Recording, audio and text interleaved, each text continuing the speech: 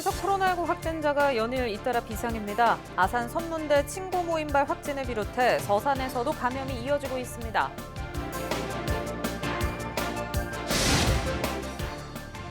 홍성 지역 곳곳에서 불법 어구를 이용한 어로 행위가 기승을 부리고 있습니다. 하지만 단속과 관리기관은 사유재산이라며 방치하고 있습니다.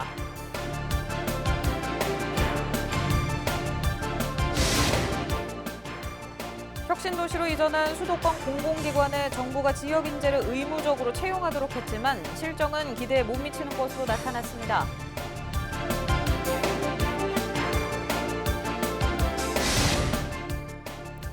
충청권 4개 지자체가 광역생활경제권, 이른바 메가시티를 구성하기 위해 뜻을 모았습니다.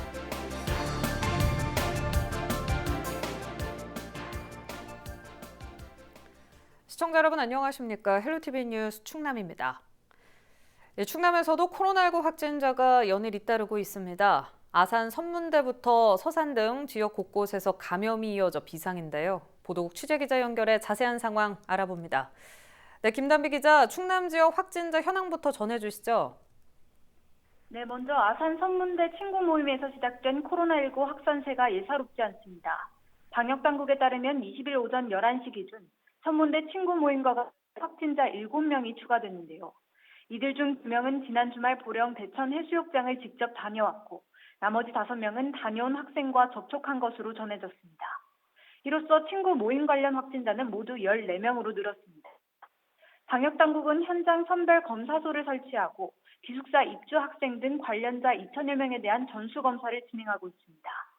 또 감염된 학생들 중에 기숙사 학생들이 포함되자 선문대는 기숙사 같은 층 70명을 격리하고 도시락과 생수를 공급하고 있습니다.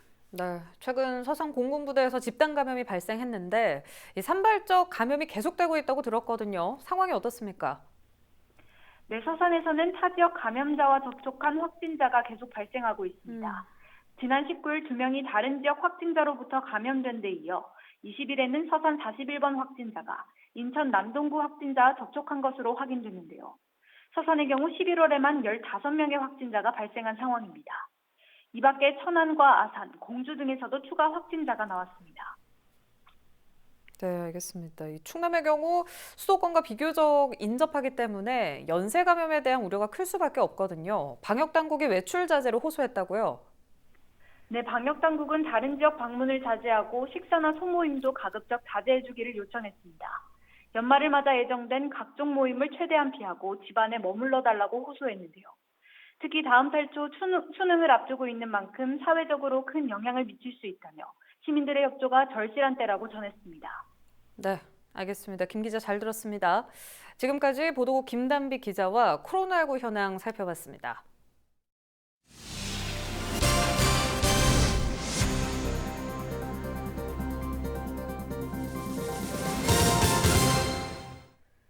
홍성 지역 저수지와 하천에서 불법 어구를 이용한 어로 행위가 이어지고 있습니다. 단속과 관리에 나서야 할 기관에서는 불법 어구가 사유재산이란 이유로 아예 손을 댈 수조차 없다는 입장인데요.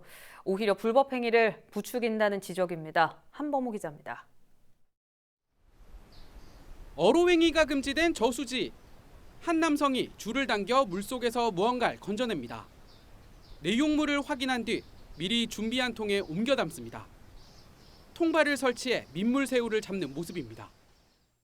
실제 현장 상황은 어떨까? 영상 속 저수지로 직접 가봤습니다.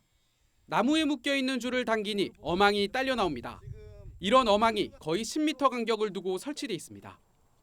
실제 민물새우가 들어있는 것을 포함해 취재진이 확인한 것만 10개가 넘습니다. 해안원이 저 앞에 그쪽에서 많이 쳐요. 어디다 쓰느냐니까 홍성만 나오더라고. 그러니까 파는 거지 뭐. 그런데 많이 잡을 때는 한 2-3발 잡더라고. 이곳은 삭과 수달 등 멸종위기 동물도 찾는 곳인 만큼 생태계에 미칠 악영향도 우려됩니다. 민물새우들이 작은 먹이사슬에 큰 역할을 하는데 그 먹이사슬을 끊어버리는 역할을 사람들이 발생하고 있어요. 그로 인해 가지고 새들도 그렇고 고기들의 다양성이 줄어들고 그러면은 그걸 잡아먹는 새들도 날라오지 않거든요. 불법 어구는 도심 한복판 하천에서도 모습을 드러냈습니다. 어로 행위가 금지된 홍성천에서 최근 통발이 발견된 겁니다. 여기가 생태가 이제 많이 좋아지고 깨끗해져서 새들도 많이 와서 물고기를 잡아먹고 또 물오리들도 올라와서 이렇게 물고기들 잡아먹고 이렇게 하는데 생태하천을 만드는데 좀 더 저런 투망이나 이런 걸 놔가지고 이렇게 물고기를 잡는 거는 좀 관에서도 조금 이게 좀 어느 정도 제어를 해야 될 필요성이 있다고 생각이 듭니다.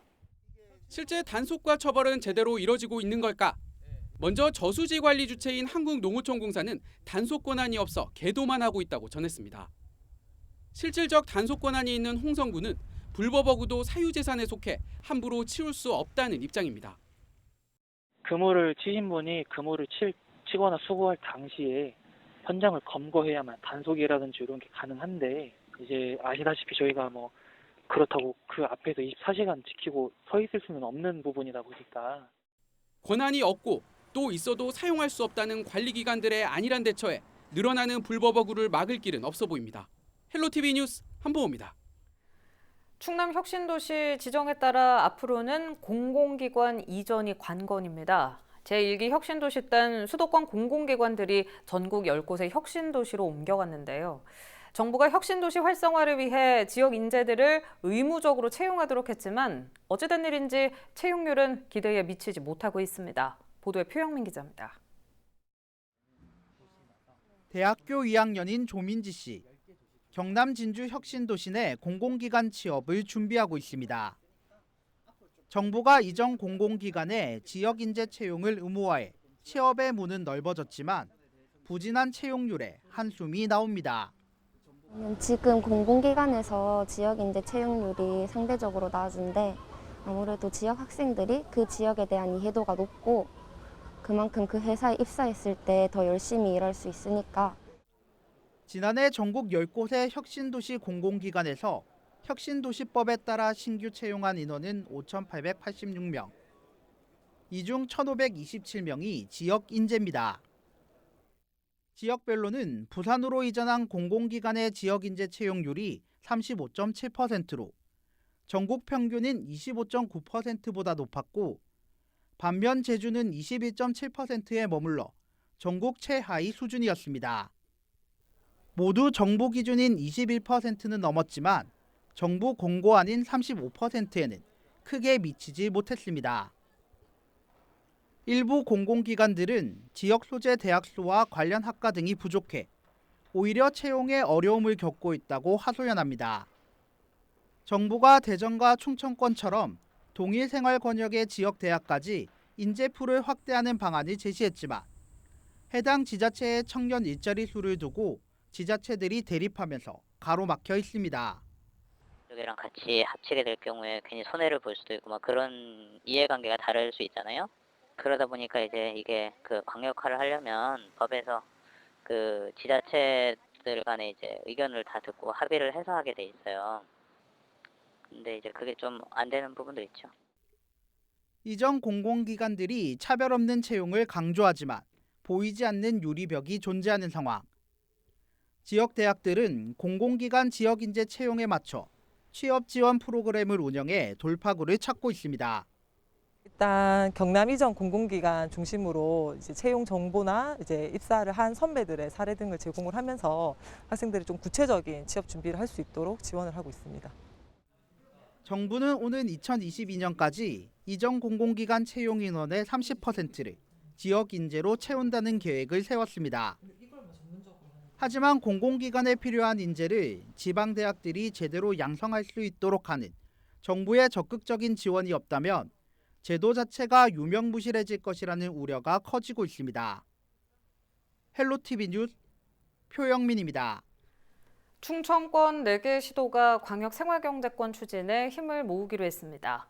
충남도와 대전시 등 충청권 4개 시도시장 도지사로 구성된 충청권 행정협의회는 20일 국립세종수목원에서 충청권 메가시티 추진 합의문을 채택했습니다.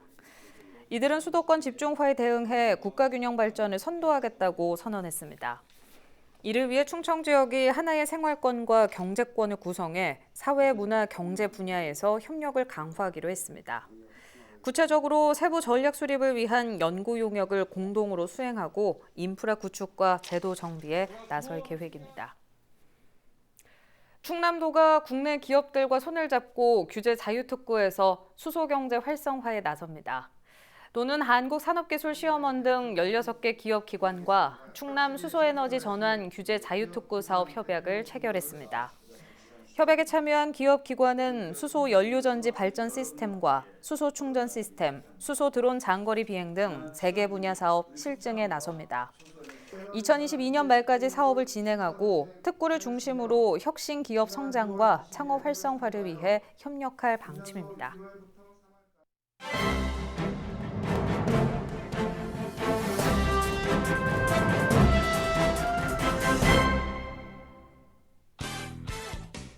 네, 오늘 살펴볼 기사는 코로나19 관련 가짜뉴스에 대한 내용입니다. 최근 코로나19 확진자가 급증하면서 시민들의 불안한 심리를 이용한 가짜뉴스가 다시 기승을 부리고 있는데요.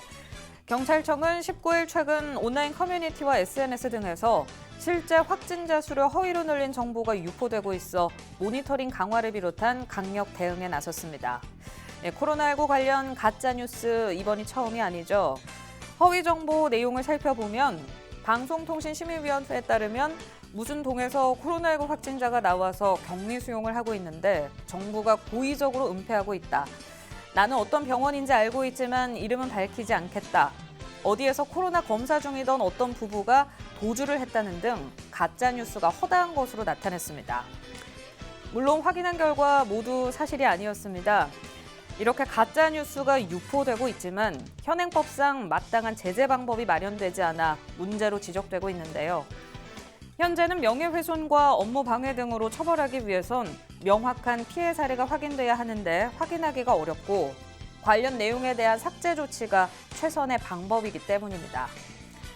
방송통신심의위원회도 가짜뉴스를 형사처벌할 법적 근거가 없어 수사 의뢰 없이 삭제를 하거나 접속을 차단하는 조치만 내리고 있는 실정입니다. 국회 과학기술정보방송통신위원회 소속 조승래 의원도 지난 국정감사에서 이 문제를 지적하기도 했습니다. 당시 현저한 사회 혼란을 야기하는 가짜뉴스는 중대성이 매우 크기 때문에 방심위에서 시정조치와 더불어 최초 유포자를 추적해 수사 의뢰할 수 있는 제도적 정비가 필요하다고 소리 높여 강조하기도 했는데요. 경찰 관계자는 지금으로선 SNS상에 떠도는 가짜뉴스가 아닌 정부의 공식적인 통계를 확인하는 등 개인 스스로 주의할 필요가 있다고 당부했습니다. 지금까지 신문 브리핑이었습니다. 당진과 천안, 아산 등 도내 5개 지역 도심권 학교의 과밀화 현상이 심각하다는 지적이 제기됐습니다. 충남도의회 김은나 의원은 농어촌 지역 소규모 학교 학생 수는 감소하고 있는 반면 일부 도심권 학교는 학급당 인원이 32.3명에 이를 정도로 과밀 상태라고 밝혔습니다. 김 의원에 따르면 당진과 홍성, 천안 등 5개 지역 중학교 학급당 인원은 평균 31.5명으로 충남 동단이 과밀 학급 기준인 32명에 육박하고 있습니다. 김 의원은 소규모 학교 대책과 함께 과밀 학교 대책도 구체적으로 마련해야 할 시점이라고 주장했습니다. 충남 학교 급식 수급 체계에 문제가 있어 보조금만 축내고 있다는 지적이 제기됐습니다. 김기서 충남도의원은 충남도 농림축산국 행정사무감사에서 학교 급식에 납품되는 농산물 중 충남에서 생산된 것은 여전히 제한적이고 다른 시도에서 생산된 것이 40% 이상이라고 밝혔습니다. 그러면서 개인 업체 몇 곳이 학교 무상급식과 친환경 농산물 차액 보전 보조금 1,600억 원을 축내고 있다고 주장했습니다. 차액 보전은 친환경 식자재를 쓸 경우 일반 식자재 구입비와 차액을 보전해주는 제도입니다. 김 의원은 시군별로 개별 업체와 거래해 가격 안정에도 의문이 든다며 대책 마련을 당부했습니다. 홍성군이 내년도 예산안으로 7,728억 원을 편성했습니다. 올해 본 예산보다 575억 원 늘어난 금액으로 약 8% 증가했습니다. 군은 시 전환 기반 조성과 공공부문 일자리 창출, 문화체육시설 확충 등에 중점을 두고 예산을 편성했다고 밝혔습니다. 이 밖에 지역경제 활성화와 뉴딜 정책 추진, 내포 신도시 관리와 원도심 공동화 예방 등의 재정을 우선 투입할 방침입니다. 이번 예산안은 홍성군의회 심의를 거쳐 다음 달 18일 확정될 예정입니다.